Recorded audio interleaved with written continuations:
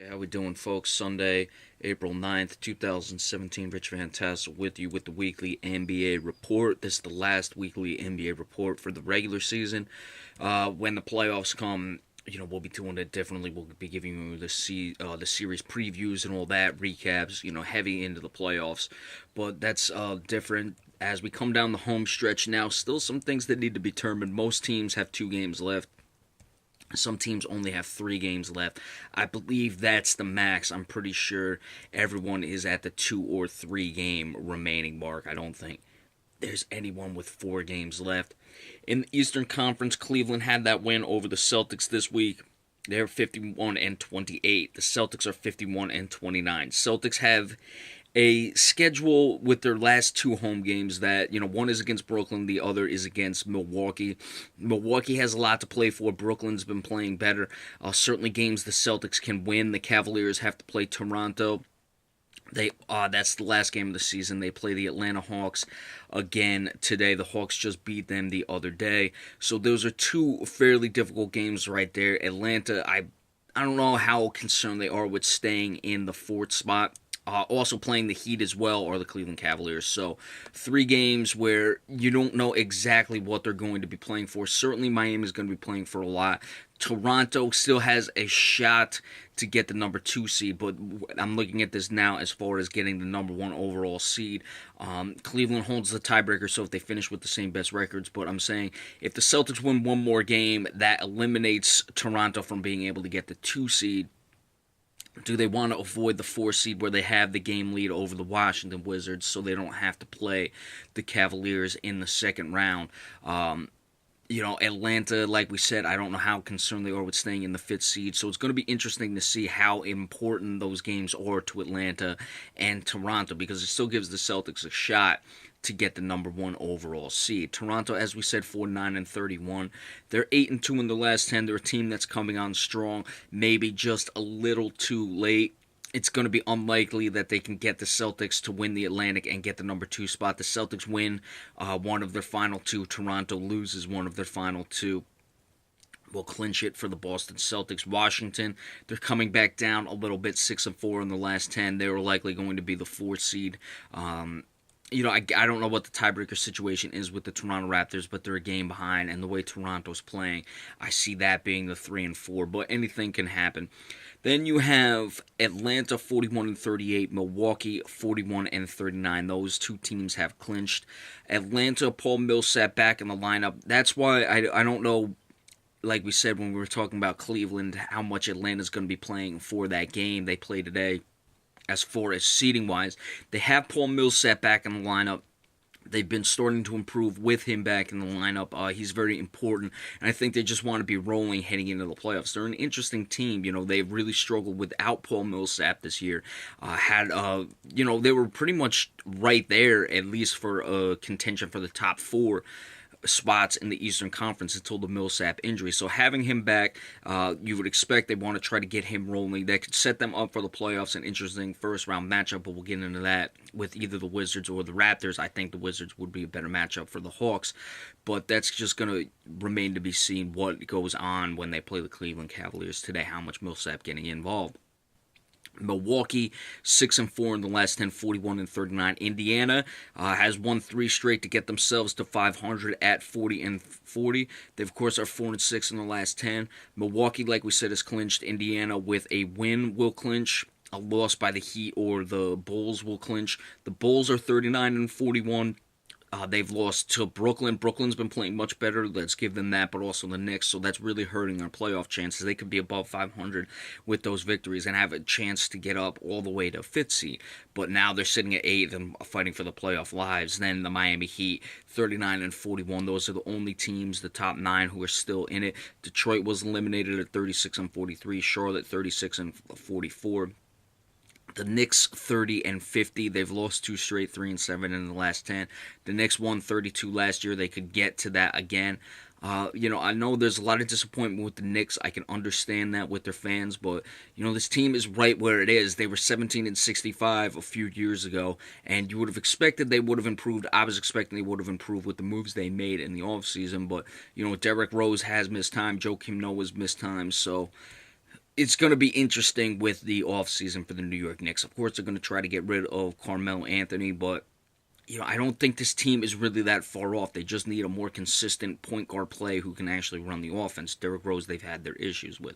Orlando, 28 and 52. Philadelphia, 28 and 52. They've now lost 6 straight, 2-8 in the last 10, and they're still miles better than they were last season. So that just shows how bad they were. But things are improving, and the Nets at 20 and 60. Give the Nets a lot of credit. They've been 11 and 11 in the last 22.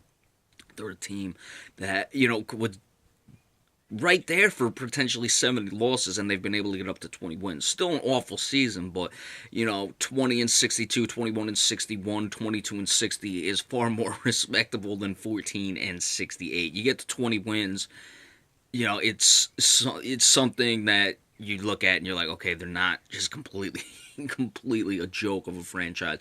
Isaiah Whitehead has certainly played well for them, the Seton Hall product, and I think he's going to be important to their future. In the Western Conference, Golden State, winners of 14 straight. Golden State has a chance to win more games than the Chicago Bulls did between 95-96 and 97-98, where the Chicago Bulls won 248. Remember, you only had to win 15, not 16 in the playoffs. This is including playoff victories as well. Golden State, as of right now, with the 66 victories this regular season, they're up to 237, so they should go past that.